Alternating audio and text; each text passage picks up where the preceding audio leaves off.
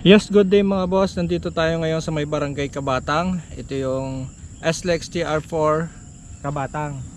Bali dito sa lugar na ito ay dito dumaan ang expressway galing ng Santo Tomas, Batangas. At may mga bahayan na nadaanan dito. Tapos yun nga. At ngayon ay ito yung alignment papunta ng Candelaria. Ang gagawin natin, didiretso tayo hanggang doon. Ito namang dito sa may barangay Kabatang na ito ay may kuha na akong video nito, yung mga sinundan ng video ito. Yun yung ating mga huling mga upload. Panoorin nyo na lang sa ating YouTube channel. May kuha na tayo nito. Kaya ngayon ay didiretso tayo hanggang doon para makita naman natin kung ano ang itsura. Mumotorin natin to gawa ng against the light tayo para makita natin kung ano ang meron diyan. Kaya medyo magabok, so bahala na. Tapos may mga kasunod pang barangay diyan, alamin na lang natin kung ano yung mga pwede nating makuhang mga detalye. Tara, puntahan na muna natin. So mula dito sa may makatawid ng ilog na huli nating vlog ay ito yung ating makikita. Sa mata ay makikita. Yan, ito yung ating madadaanan. Medyo tinambakan na siya, pero hindi pa siya ganun kataas. Tapos ikalasing, may operate din ngayon. Gawa ng yung bulldozer na nasa una natin ay papunta dito. Gigiikin yata tayo. Hindi naman. Ayan o, may bulldozer. May klaseng array bubungkal ng lupa diyan, kung saan diyan. Kita na dito, patag na. Ito yung nakuha natin ng drone nung huling vlog natin. At ito yung ating ground footage. Ang kailangan kasi nating makunan ngayon ay yung sa may bandaron. Gano'n may update na tayo nito. Ito lang yung ground footage ngayon sa ating vlog dito sa may unahan ng Kabatang. Dire-diretso lang tayo dito muna. Dito nakalagay yung kanilang mga equipment. Lampas tayo. Ito yung Kabatang Road, papunta yan ng San Mateo, Ayusan. May kiraan tayo dito.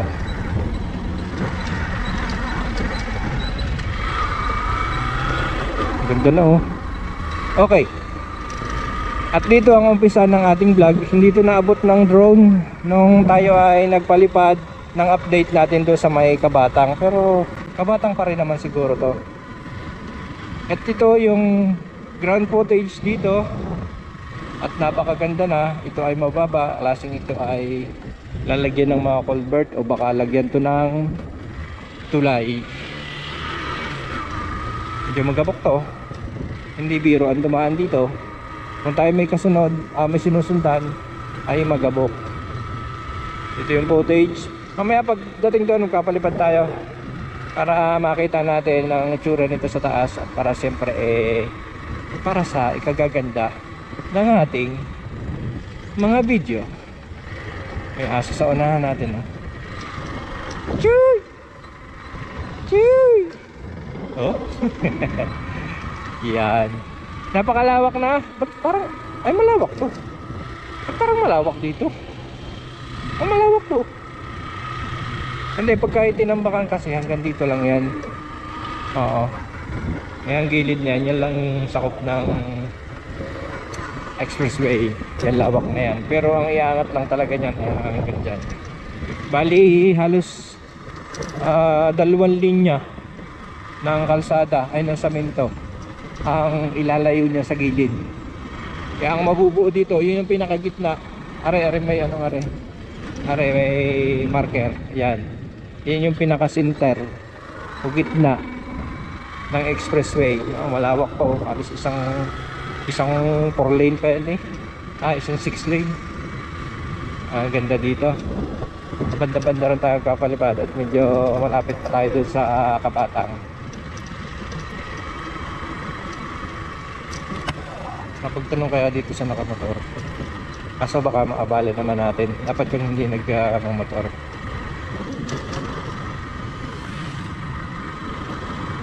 Malayo na tayo. Malayo na pala. Dito tayo sa lihim.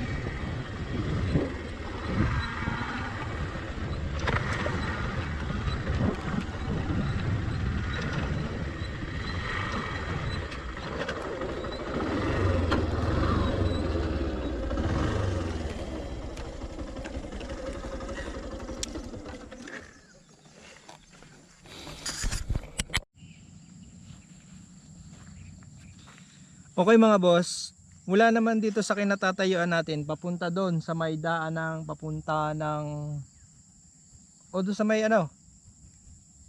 sa may Kabatang Road na andito tayo sa may papunta ng Candelaria, sa may gawing papunta ng Candelaria.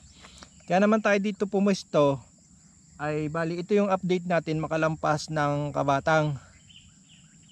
Tapos para makuna natin ng footage itong papunta doon sa may mismong Kabatang. Gawa ng hindi ito naabot ng lipad ng drone natin, gawa ng doon tayo nagpalipad ay against the light. Kaya ngayon ito yung video na makukuha natin mula dito sa may makalampas ng Barangay Kabatang. Palipad kaya natin to. Ganito ako magpalipad ng drone. Mga boss, ganito ako magpalipad ng drone. Against the light talaga yun.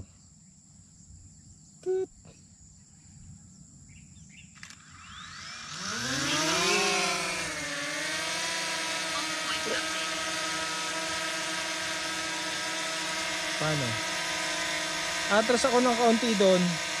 Tapos saka ko siya pupuntahin doon. Para hindi tayo against the light.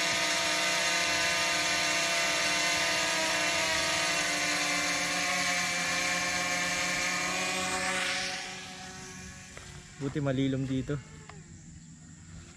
So andun na yung ating drone.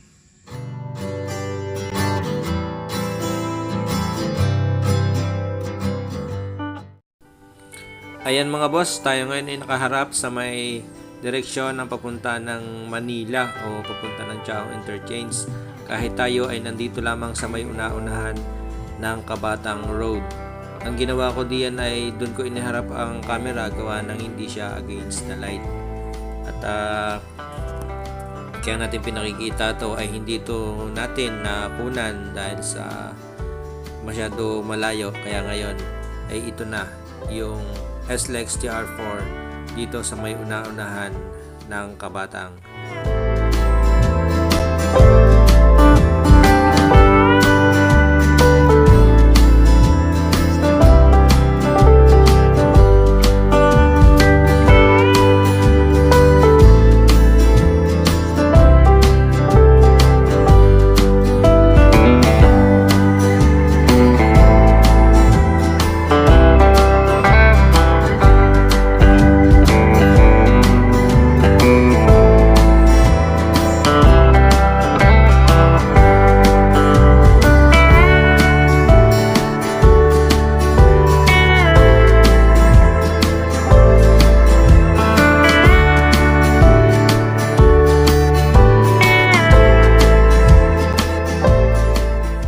Yung nakikita nyong kalsada na yan na makitid ay yan yung galing ng Ayusan at saka San Mateo o kung tawagin ay Kabatang Road.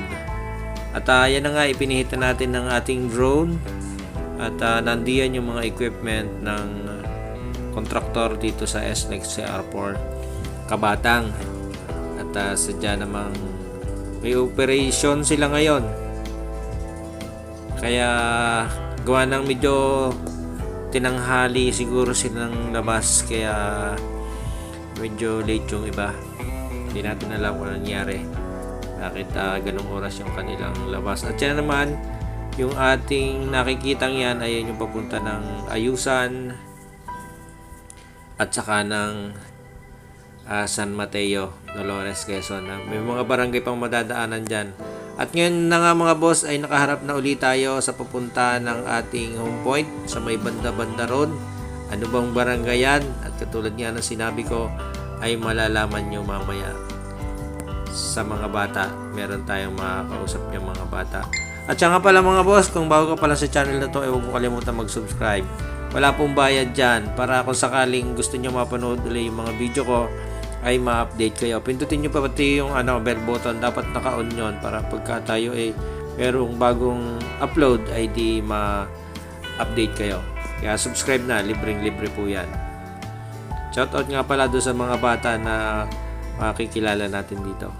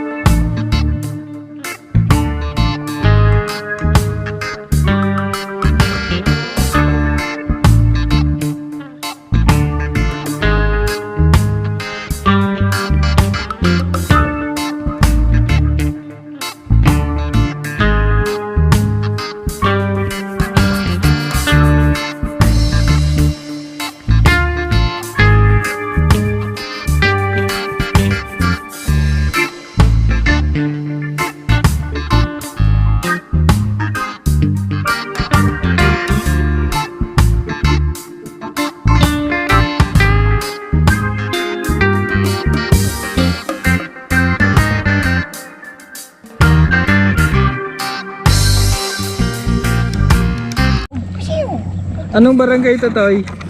Barangay Kabatang po, Barangay. Sitio Tahaw. Barangay Kabatang, Sitio Tahaw. Shoutout kayo. Dali. Oo nga. Papalabas kayo sa YouTube. Subscribe nyo. Kay Janjan. Subscribe kayo sa YouTube ko. Ano pong pangalan mo sa YouTube? Ano pong pangalan? Ariel Motoshop. Arian? Ano pong Ariel. Yo, ipo-ipo. Daliway. Ayun mo. Ay, baka ako. Baka, kuha ako ng babe! Babe! Babe! Ano? Nabit ng drone. Hi, welcome to my guys. Shoutout kayo din eh. Mapapanood kayo dyan. Shout out nga po! Share opinion! Shout out po kay Jerens. Jerens di makulangan. Lubat na, sobrang init. Kay Janjan. Amaze na amaze. Sabi, shout out po. Tumbo yung camera. Shout out po! Alapad! Lamit yung drone. Shout out kay Jobin Atiensya! Shout out kay Jobin Atiensya! Ano nga po ang pangalan niya? Ariel Motoshop. Ariel Motoshop? Ilis na mo. Wala kang bulpin. Lalagay ko kayo sa intro. Para Patay tayo. mapanood nyo. Yes lang yan, malagay. Ay, sa airport din eh, oh. Oh, mga TR4 ang binablog ko. Amazing. Tingnan. Amazing.